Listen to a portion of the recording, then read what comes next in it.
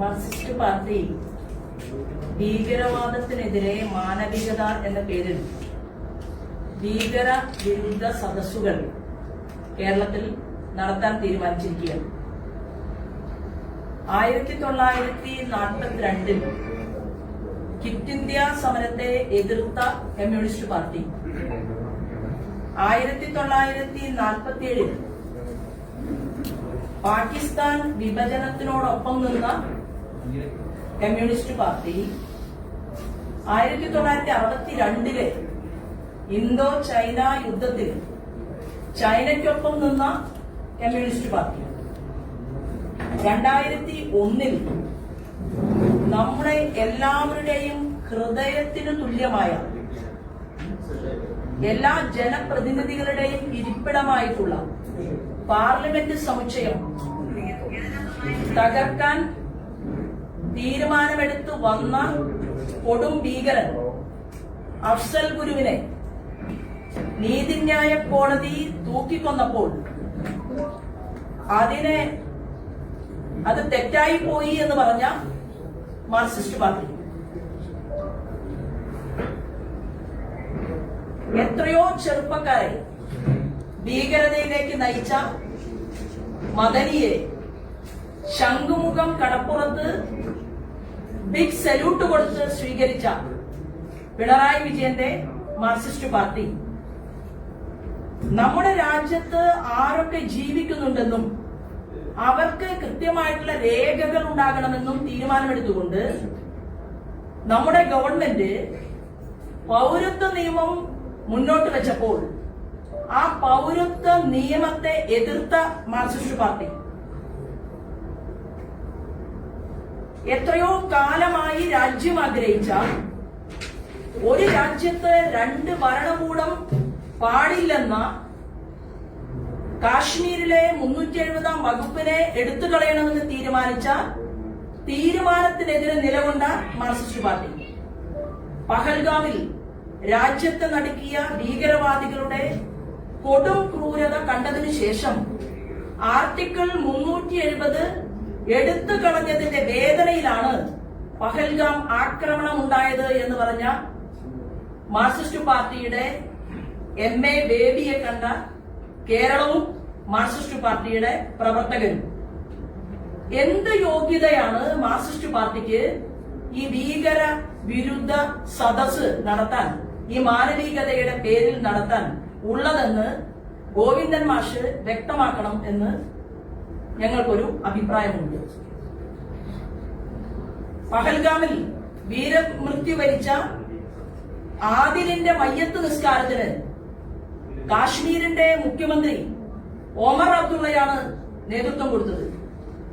മഹാരാഷ്ട്രയിൽ, അതുപോലെ തന്നെ കർണാടകയിൽ, ഗുജറാത്തിൽ, ബംഗാളിൽ, വിവിധങ്ങളായിട്ടുള്ള സംസ്ഥാനങ്ങളിൽ അവരുടെ ഭൗതിക ശരീരം ഏറ്റുവാങ്ങാനും അവരുടെ മരണാനന്തര ചടങ്ങുകൾക്കും ആ കുടുംബത്തോടൊപ്പം നേതൃത്വം കൊടുക്കാനും വിവിധ സംസ്ഥാനങ്ങളിലെ മുഖ്യമന്ത്രിമാർ നേരിട്ടെത്തിയപ്പോൾ കേരളത്തിന്റെ മുഖ്യമന്ത്രി പിണറായി വിജയൻ മാത്രം മരണമടഞ്ഞ സ്വർഗീയനായിട്ടുള്ള രാമചന്ദ്രന്റെ വീട്ടിൽ എത്തിയില്ല എന്നുള്ളത് ഭീകരതയെ ഞാൻ ഹൃദയത്തിൽ സൂക്ഷിച്ചിട്ടുണ്ട് എന്ന് സൂചിപ്പിച്ചുകൊണ്ടായിരുന്നു എന്നുള്ളതും ഗോവിന്ദൻ മാഷ് മനസ്സിലാക്കണം.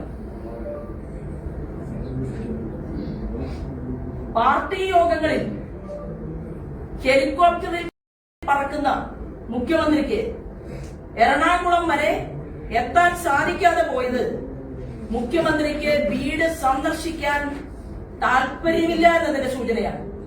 അവസാനം ജനരോഷം പൊട്ടിപ്പുറപ്പെട്ടതിന് ശേഷമാണ് കേരളത്തിന്റെ മുഖ്യമന്ത്രി ആ കുടുംബത്തിലേക്ക് എത്തിയത് എന്നുള്ളതും ഈ സാംസ്കാരിക കേരളം കണ്ടതാണ്. കാശ്മീര്, കർണാടക, ഗുജറാത്ത്, ഒറീസ ഉൾപ്പെടെ എല്ലാ സംസ്ഥാനങ്ങളും പഹൽഗാമിൽ വീരമൃത്യു വരിച്ചവർക്ക് ധനസഹായം പ്രഖ്യാപിച്ചിട്ടും കേരളത്തിന്റെ മുഖ്യമന്ത്രി അനങ്ങാപ്പാറ നയം സ്വീകരിച്ചുകൊണ്ടാണ് ഈ നിമിഷം വരെ തുടരുന്നത്. കോൺഗ്രസിന്റെ കൂടെയുള്ള ഭീകരവാദ സംഘടനകളെ മത്സരിച്ച് കോൺഗ്രസിനേക്കാൾ കൂടുതൽ നിങ്ങൾക്ക് ഞാൻ സംരക്ഷണം തരും എന്നുള്ള സൂചന നൽകിക്കൊണ്ടാണ് കേരളത്തിന്റെ മുഖ്യമന്ത്രി മുന്നോട്ട് പോകുന്നത്. പ്രതിപക്ഷ നേതാവ് ശ്രീമാൻ വി ഡി സതീശൻ പഹൽഗാം ആക്രമണത്തിന് പുറകിൽ ഇന്ത്യക്കാരാണോ പാകിസ്ഥാൻകാരാണോ എന്ന് അന്വേഷിക്കണമെന്നാണ് സതീശന്റെ ആദ്യത്തെ സ്റ്റേറ്റ്മെന്റ് കേരളത്തിൽ പുറത്തു വന്നത്. ഭീകര ശക്തികളുടെ ഒരച്ചുതണ്ട് UDF-നകത്ത് ശ്രീമാൻ സതീശൻ സൃഷ്ടിച്ചിട്ടുണ്ട്. ആ അച്ചുതണ്ട് കളം മാറി ചവിട്ടുമോ എന്നുള്ള ഭയപ്പാടിലാണ് കോൺഗ്രസിന്റെ ദേശീയ നേതൃത്വത്തിന്റെ മര്യാദ പോലും കാണിക്കാതെ കേരളത്തിൽ പ്രതിപക്ഷ നേതാവ് വി ഡി സതീശൻ ഇത്തരം ഒരു നിരുത്തരവാദപരമായിട്ടുള്ള സ്റ്റേറ്റ്മെന്റുമായിട്ട് മുന്നോട്ട് വന്നിട്ടുള്ളത്. MA ദേവിയെയും ഗോവിന്ദൻ മാഷിനെയും പിണറായി വിജയനെയും കടത്തിവെട്ടുന്ന നിലപാടെടുത്തുകൊണ്ട് ശ്രീമാൻ വി ഡി സതീശൻ ഭീകരവാദികൾക്ക് സന്ധി ചെയ്തുകൊണ്ട് മുന്നോട്ട് പോവുകയാണ്. നോക്കൂ, കോൺഗ്രസിന്റെ ഒരു ഹാൻഡിൽ, കോൺഗ്രസിന്റെ സമൂഹ മാധ്യമ ഹാൻഡിൽ, അതിന്റെ ഒരു ചെറിയ കോപ്പി ഞാൻ ഇവിടെ കാണിക്കുകയാണ്. ഈ ഹാൻഡിലിൽ പോസ്റ്റ് ചെയ്ത വിഷയം അത് ഷെയർ ചെയ്തിട്ടുള്ളത് പാകിസ്ഥാന്റെ മുൻ മന്ത്രിയാണ്. അപ്പൊ കോൺഗ്രസിന്റെ നിലപാടുകൾ പാകിസ്ഥാൻ അനുകൂലമായിട്ടാണോ ശ്രീമാൻ വി ഡി സതീശൻ സൃഷ്ടിക്കുന്നത് എന്നുകൂടി മാധ്യമങ്ങൾ പരിശോധിക്കുന്നത് നല്ലതായിരിക്കും എന്നുകൂടി ഞാൻ പറയാൻ ആഗ്രഹിക്കുകയാണ്. അതിനോടൊപ്പം ഇത് നാടിനെ സംബന്ധിക്കുന്ന കാര്യമാണ്. എന്നെ വ്യക്തിപരമായിട്ട് ഒരു വ്യക്തി എന്നുള്ള ഒരു പൗര എന്നുള്ള രീതിയിൽ എന്റെ വീടിന്റെ ഗേറ്റിന് മുന്നിൽ ഉഗ്രമായിട്ടുള്ള ശബ്ദത്തിൽ ഒരു സ്ഫോടനം ഉണ്ടായതിനു ശേഷം ഞാൻ വീടിന്റെ വാതിൽ തുറന്ന് പുറത്തു ചെല്ലുകയും എന്റെ നേരെ മുന്നിലുള്ള വീട്ടുകാരും ഇടതും ആ വീടിന് ഇടതുഭാഗത്തുമുള്ള, എന്റെ വീടിന്റെ ഇടതുഭാഗത്തും മുൻവശത്തുള്ള വീടിന്റെ ഇടതുഭാഗത്തുമുള്ള വീട്ടുകാരും എല്ലാവരും ഓടിയിറങ്ങി അവർ പുറത്തേക്ക്, ഈ വലിയ ശബ്ദം കേട്ട് പുറത്തേക്ക് വരികയും 10:45 ഈ സംഭവം നടന്നതിന് ശേഷം ഞാൻ ചിന്തിച്ചതാണ്, ഇത് വലിയ ഏതെങ്കിലും അപകടമായിരിക്കുമോ, എന്താണ് രാത്രി എല്ലാവരും ഉറങ്ങുന്ന സമയത്ത് ഇത്ര വലിയ ഒരു ശബ്ദത്തിൽ സ്ഫോടനം ഉണ്ടായത് എന്ന് ഞാൻ ചിന്തിച്ചത് എന്നിലുള്ള സമൂഹത്തോടുള്ള പ്രതിബദ്ധതയാണ്. എന്റെ തൊട്ടടുത്ത വീടുമായി ഞാൻ സംസാരിക്കുന്നതിന് തൊട്ടു മുമ്പ് അതിന് സാക്ഷികളുണ്ടായി. ഞാൻ പാർട്ടിയുടെ ജില്ലാ പ്രസിഡന്റിനെ വിളിച്ച് വിവരം പറഞ്ഞത് ഇങ്ങനെ ഒരു സ്ഫോടന ശബ്ദം കേട്ടു, ഞാൻ പുറത്തിറങ്ങി ചുറ്റുഭാഗത്തുമുള്ള വീടുകളിലേക്ക് ഞാൻ പോവുകയാണ്. കാരണം ഞാൻ അനുവാദം ചോദിച്ചുകൊണ്ട് പറഞ്ഞുകൊണ്ടാണ് ഞാൻ പോകുന്നത്. ഞാൻ 3 വർഷമായിട്ട് താമസിക്കുന്ന ആ പ്രദേശത്ത് എന്ത് സംഭവം ഉണ്ടായാലും അത് ഡിവൈഎഫ്ഐക്കാർ അവിടെ പൂരം നടത്തുന്നുണ്ട്. BJPയിൽ പ്രവർത്തിക്കുന്ന ആളുകളും നാട്ടുകാരും എല്ലാവരും ചേർന്ന് അവിടെ കാവടി നടത്തുന്നുണ്ട്. തൊട്ടപ്പുറത്തൊരു ക്ഷേത്രമുണ്ട്. എല്ലാ കാര്യങ്ങളിലും സഹകരിക്കുന്ന, നാട്ടിൽ കക്ഷി രാഷ്ട്രീയത്തിന് അതീതമായിട്ട് പെരുമാറുന്ന ഒരു വ്യക്തിയാണ് ഞാൻ. അത് കഴിഞ്ഞ 3 വർഷവും ഞാൻ അവിടെ ഉള്ള സമയത്ത് വാടക വീടാണ്, ഞാനത് നിലനിർത്തിയിട്ടുണ്ട്. അപ്പൊ പുറത്തിറങ്ങിയ സമയത്ത് എന്റെ വീടിന്റെ തൊട്ടു മുന്നിലുള്ള അവിടുത്തെ ഭാര്യയും ഭർത്താവും അവര് പറഞ്ഞത് ഉഗ്രമായ ശബ്ദത്തിലാണ് സ്ഫോടനം ഉണ്ടായത്. അപ്പൊ ഉഗ്രമായ ശബ്ദത്തിൽ സ്ഫോടനം ഉണ്ടായി എന്നും തൊട്ടടുത്ത് ഒഴിഞ്ഞു കിടക്കുന്ന പറമ്പിൽ നിന്നാണ് ഈ സ്ഫോടനം ഉണ്ടായത് എന്നും അവര് പറയുകയും അവരോടൊപ്പം അവരുടെ മകൻ ആ വീടിനകത്ത് ഇരുന്നു കൊണ്ട് അവനും ഭയപ്പാട് അഭിനയിക്കുകയും ചെയ്തു. അത് ഞാൻ അവിടെ നിന്ന് തിരിച്ചു പോന്നു. അവിടെ ചെല്ലുന്ന സമയത്ത് ഞാൻ കാണുന്ന ഒരു കാഴ്ച, ഒരു ബൈക്ക് ആ ചെറുപ്പക്കാരനുമായിട്ട് ഞാൻ ചെല്ലുമ്പോൾ ഒരു ബൈക്ക് ആ ചെറുപ്പക്കാരനുമായിട്ട് സംസാരിക്കുന്നതാണ്, ആ ബൈക്കിൽ വന്ന ആളുകൾ. അപ്പൊ ഞാൻ ചോദിച്ചു, മോനെ ഇതെന്താണ് ഇത്രയും വലിയൊരു ശബ്ദത്തില് ഇവിടെ സംഭവിച്ചത് എന്ന് ചോദിച്ച സമയത്ത് ആ കുട്ടി പറഞ്ഞത്, ഈ സ്ഫോടനം അകലേക്ക് കേട്ടതുകൊണ്ട് ബൈക്കിൽ പോയ ആളുകൾ തിരിച്ചു വന്ന് എന്താണ് സംഭവിച്ചത് എന്ന് അന്വേഷിക്കാൻ വേണ്ടിയാണ് എന്നാണ് ആ കുട്ടി എന്നോട് മറുപടി പറഞ്ഞത്. കുട്ടിയല്ല, 23 വയസ്സുള്ള വ്യക്തിയാണ്. 8ാം ക്ലാസ്സിലോ 9ാം ക്ലാസ്സിലോ പഠിക്കുന്ന കുട്ടിയല്ല. അത് കഴിഞ്ഞു പാർട്ടിയുടെ ജില്ലയിൽ നിന്നുള്ള 2-4 ആളുകൾ അവിടെ വന്നു.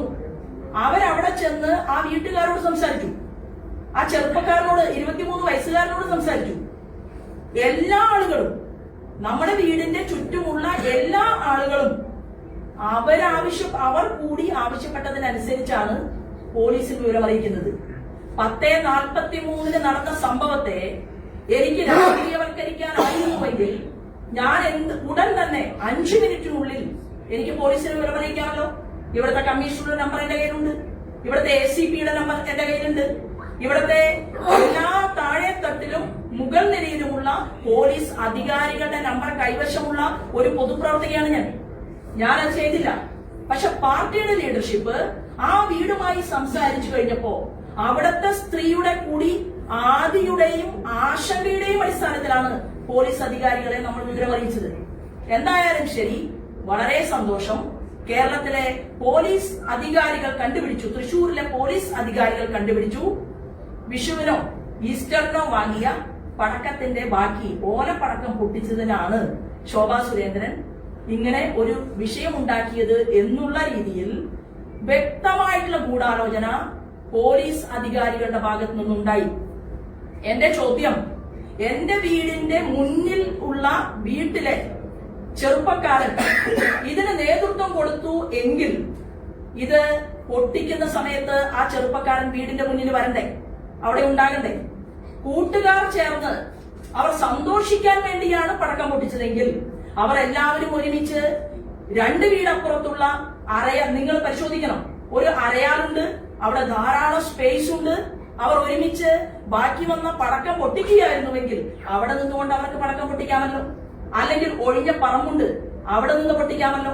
അപ്പൊ മാലപ്പടക്കമാക്കി പോലീസിന്റെ സംരക്ഷണ കവചം അത് ശോഭാ സുരേന്ദ്രൻ ഉള്ളതല്ല എന്ന് തീരുമാനമെടുത്തുകൊണ്ട് പോലീസ് അധികാരികൾ വ്യവഹരിച്ചിട്ടുണ്ടെങ്കിൽ അതിന് പുല്ലിന്റെ വിലയെ ഞാൻ കൊടുക്കുന്നുള്ളൂ. കാരണം പോലീസ് സംരക്ഷണം തരും എന്ന് കരുതിയിട്ടല്ല ഞാൻ ഈ കഴിഞ്ഞ 30 വർഷമായി കേരളത്തിൽ അങ്ങോളം ഇങ്ങോളം യാത്ര ചെയ്യുന്നത്. എന്നാൽ പൊതുജനങ്ങളുടെ മുന്നിൽ എനിക്ക് അറിയിക്കാനുള്ള ബാധ്യതയുണ്ട്. പൊട്ടിയത് മാലപ്പടക്കമല്ല. അതുകൊണ്ട് അതിന്റെ വിഷ്വൽ അത് ഞാൻ എന്റെ മാധ്യമ പ്രവർത്തകരുടെ മുന്നിൽ ഒന്ന് കാണിക്കാൻ കൂടി ഈ അവസരത്തെ ഉപയോഗപ്പെടുത്തുകയാണ്.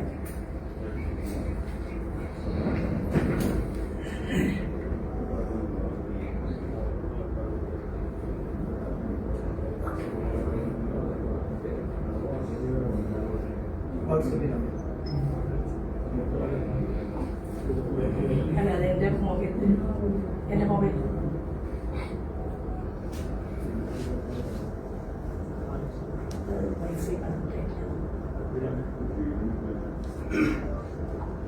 സൈഡിൽ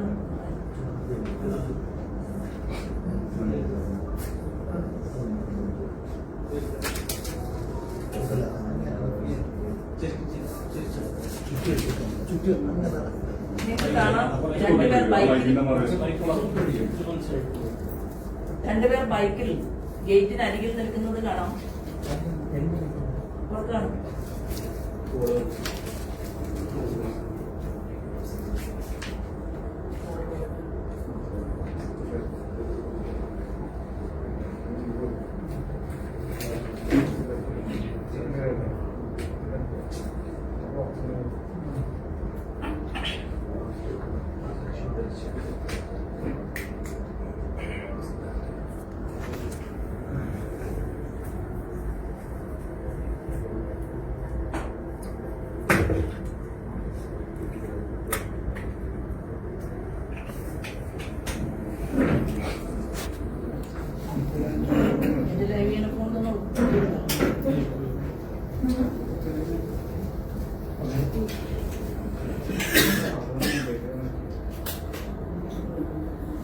കാണുന്നുണ്ടോ?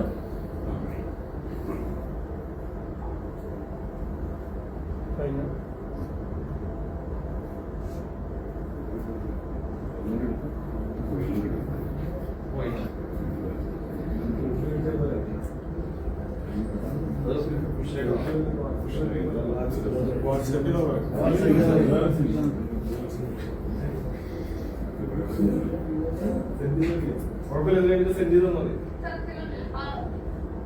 അപ്പൊ എല്ലാവർക്കും ഞാൻ സെൻഡ് ചെയ്യുന്നുണ്ട്. ഈ ഫോൺ എടുത്ത് തരുമോ? എന്റെ ഫോൺ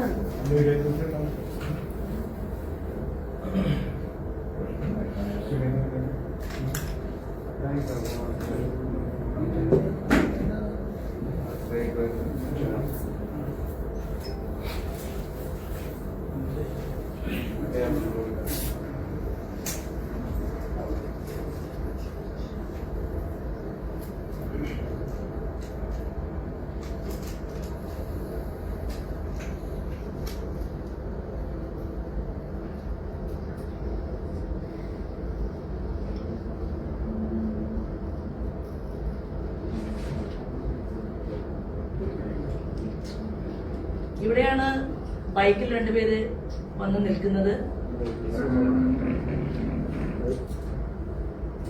ഇവിടെയാണ് പൊട്ടുന്നത്.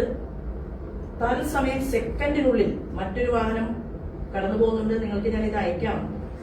ഒരു ബൈക്ക് സെക്കൻഡ് വ്യത്യാസത്തിൽ മറ്റൊരു ബൈക്ക് പാസ് ചെയ്യുന്നുണ്ട്. നിങ്ങളൊന്ന് ആലോചിച്ച് നോക്കൂ.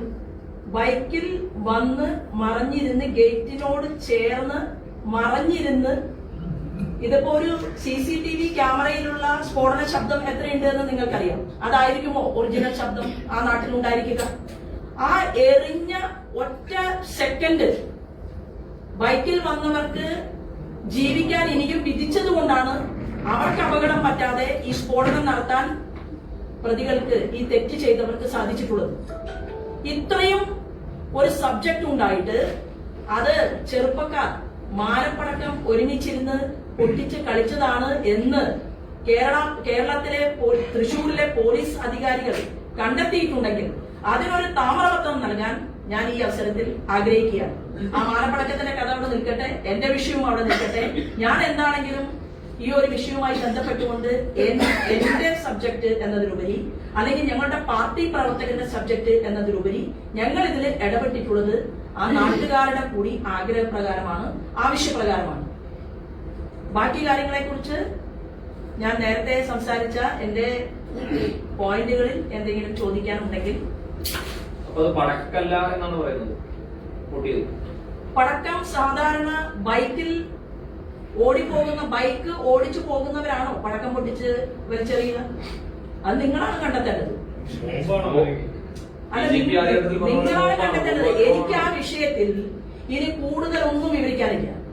അതായത് മാധ്യമ സുഹൃത്തുക്കൾക്ക് ഇതൊരു നിസ്സാര കാര്യമാണെന്ന് നിങ്ങൾക്ക് തോന്നുന്നുണ്ടെങ്കിൽ അതങ്ങനെ. പോലീസിന്, ഞാൻ പറയട്ടെ, പോലീസിന് അതൊരു സാധാരണ സംഭവമായിട്ടാണ് തോന്നുന്നതെങ്കിൽ അതങ്ങനെ. പക്ഷേ കേരളത്തിലെ പൊതുസമൂഹത്തിന്റെ മുന്നിൽ ശോഭാ സുരേന്ദ്രനെ ട്രോളാൻ വേണ്ടിയിട്ടിരിക്കുന്ന ആളുകളോട് എനിക്ക് പറയാനുള്ളത്, ടോൾ സമരത്തിൽ പോയി അടികൊണ്ട് തല പൊട്ടി ആശുപത്രിയിൽ കിടക്കുമ്പോഴും മുൻനിരയിൽ നിന്ന് എന്റെ സഹപ്രവർത്തകന്മാരുടെ തല പൊട്ടി പൊളിക്കുമ്പോൾ, ആ വിഷ്വല് ഞാൻ വേണമെങ്കിൽ പിന്നീട് തരാം, ഇപ്പൊ എന്റെ കയ്യിലില്ല, അപ്പോഴും ഉഷരിൽ തലയിറങ്ങി വീണ മാർക്സിസ്റ്റ് പാർട്ടിയുടെ നേതാക്കന്മാരെ പോലെ ചോരയൊലിക്കുമ്പോഴും റോഡിൽ തലകറങ്ങി വീഴാനോ അല്ലെങ്കിൽ അപ്സെറ്റ് ആയിട്ട് അഭിനയിക്കാനോ ഒന്നും എന്റെ പൊതുജീവിതത്തിൽ ഞാൻ ഈ നിമിഷം വരെ തയ്യാറായിട്ടില്ല എന്ന് കൂടി സൂചിപ്പിക്കാൻ ഞാൻ ഈ അവസരത്തെ ഉപയോഗപ്പെടുത്തുകയാണ്. അപ്പൊ പാർട്ടിയെ ഇകഴ്ത്തി കാണിക്കാൻ, എന്നെ ഇകഴ്ത്തി കാണിക്കാനാണ് പോലീസ് ഇത്തരത്തിലുള്ള ഒരു ഗൂഢാലോചക ശക്തിയുമായിട്ട് ചേർന്ന് നിൽക്കുന്നതെങ്കിൽ അത് അന്യായമാണ് എന്ന് മാത്രമേ ഉള്ളൂ. ഞാൻ കേസ്, പോലീസ് എന്നോട് പറഞ്ഞിട്ടില്ല, എനിക്കൊരു നോട്ടീസും തന്നിട്ടില്ല കേസ് അവസാനിപ്പിച്ചു എന്ന് പറഞ്ഞുകൊണ്ട്. അപ്പൊ തീർച്ചയായിട്ടും ബാക്കി അത് എനിക്ക്, ഞാൻ കോടതിയിൽ പോകണോ, വ്യക്തിപരമായിട്ട് അന്യായം കൊടുക്കണോ, ഇതൊക്കെ കേസൊക്കെ നടത്താനും എന്റെ വെർഷൻ ക്ലിയർ ചെയ്യാനും ഒക്കെ സാധിച്ചിട്ടുള്ള ഒരാളാണ്. കഴിഞ്ഞ ദിവസം, ഇന്നലെയാണ്, വർഷങ്ങളോളം കേസ് നടത്തിയിട്ടാണ് ഞാൻ ഒരു കേസിൽ എന്നെ കോടതി വെറുതെ വിട്ടത്. അത് എന്തിനു വേണ്ടിയിട്ടാണ്? എന്റെ പ്രസംഗത്തിൽ കോടിയേരി ബാലകൃഷ്ണനെതിരെ സ്വർഗീയനായിട്ടുള്ള, അതായത് ഞങ്ങളുടെ സങ്കല്പ പ്രകാരം ചെയ്ത കാര്യങ്ങൾ വെച്ചല്ല, ഞങ്ങളുടെ സങ്കല്പ പ്രകാരം കോടിയേരി ബാലകൃഷ്ണനെതിരെ ഞാൻ പ്രസംഗിച്ചു എന്ന് പറഞ്ഞുകൊണ്ട് ആ കേസ് നടത്തി. മലപ്പുറത്തെ ഗ്രീൻ വാലിയിലേക്ക് മാർച്ച് നടത്തുമ്പോ എന്റെ പ്രവർത്തകരോടൊപ്പം മുൻനിരയിൽ നിന്ന് വർഷങ്ങളോളം കേസ് നടത്തി.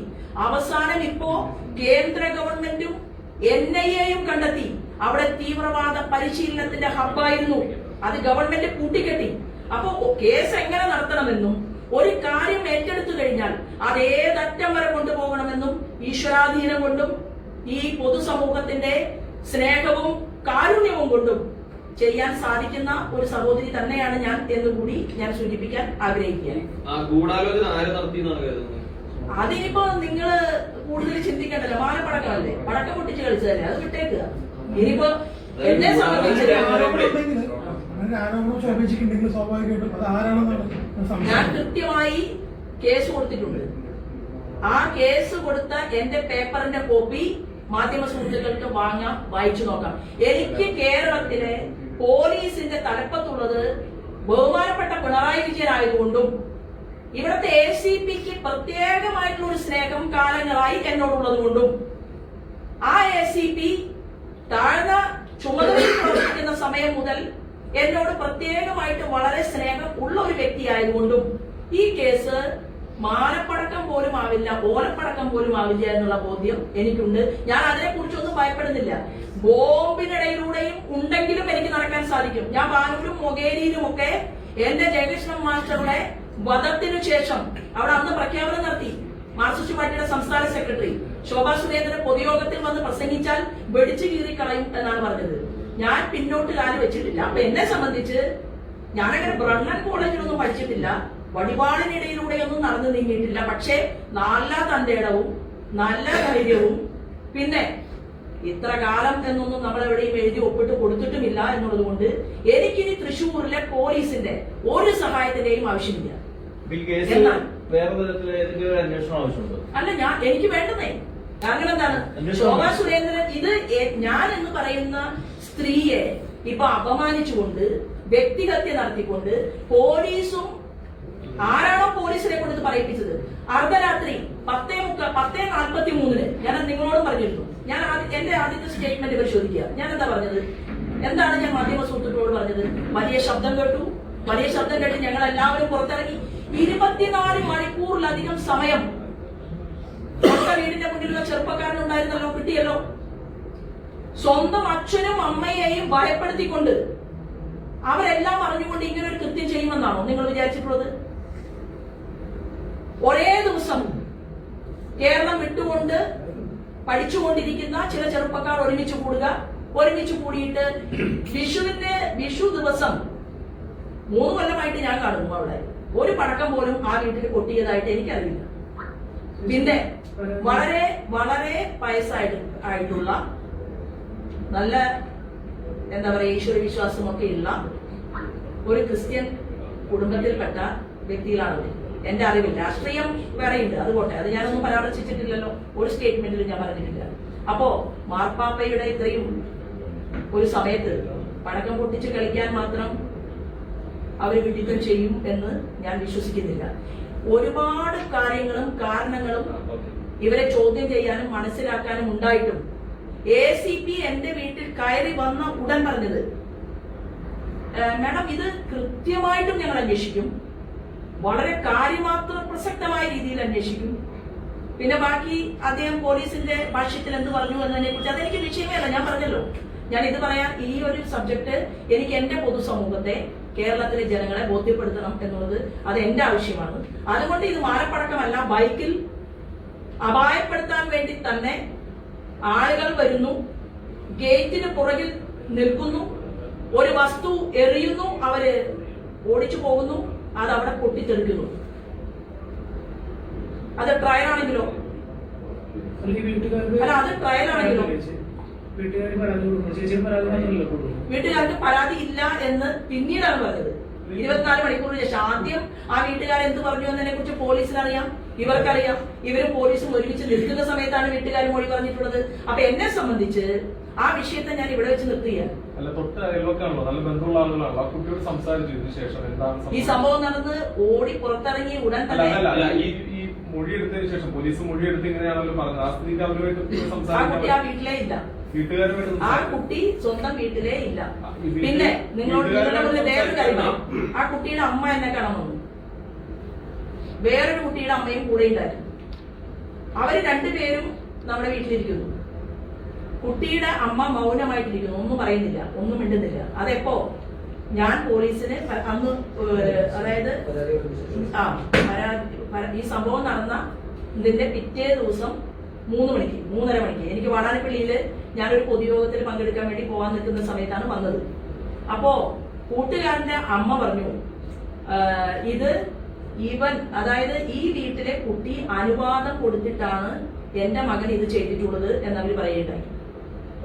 അവര് പറഞ്ഞു എന്നോട് അനുവാദം കൊടുത്തു എന്ന്. അപ്പൊ ശോഭാ സുരേന്ദ്രന്റെ വീടിന് മുന്നിലേക്ക് ബൈക്കിൽ പോയി ഇത്രയും വലിയ സ്ഫോടന ശബ്ദത്തിൽ ഒരു സാധനം വെടിച്ചിടാൻ വേണ്ടിയിട്ട് അനുവാദം കൊടുത്തതാണ്. അപ്പൊ ഈ സഹോദരി പറയുകയാണ് എന്റെ മകൻ അല്ലല്ല എന്റെ മകൻ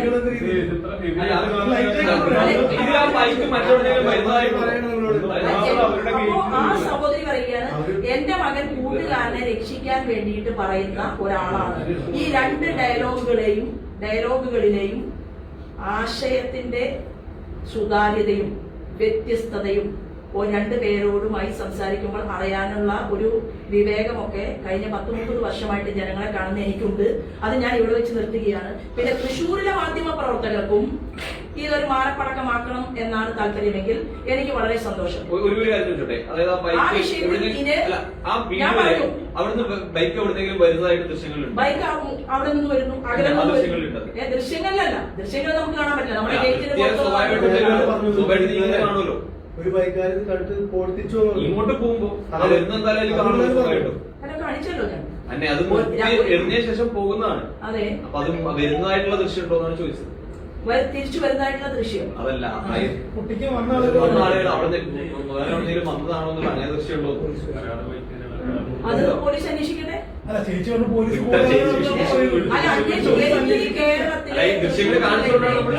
അല്ലല്ല, നിങ്ങൾക്ക് എന്താ മനസ്സിലായത്? അതായത് രാത്രി 10:45 വീട്ടുകാരെല്ലാം ഉറങ്ങിക്കിടക്കുമ്പോൾ ഈ ചെറുപ്പക്കാരൻ കൂടി അകത്തിരിക്കുമ്പോൾ ഇവർ ഒരുമിച്ച് പടക്കം പൊട്ടിച്ച് ആഘോഷിച്ചു എന്നാണല്ലോ പോലീസ് കണ്ടെത്തിയത്. അപ്പൊ ഈ ചെറുപ്പക്കാരൻ പുറത്തു വരണ്ടേ? പടക്കം പൊട്ടിക്കാനായിട്ട് ഓടിക്കൊണ്ടിരിക്കുന്ന ബൈക്കിൽ നിന്ന് ഈ സ്ഫോടക വസ്തു വലിച്ചെറിയുന്നതാണ് നിങ്ങൾക്ക് ഞാൻ തരാൻ പോകുന്ന ഈ വിഷ്വൽ.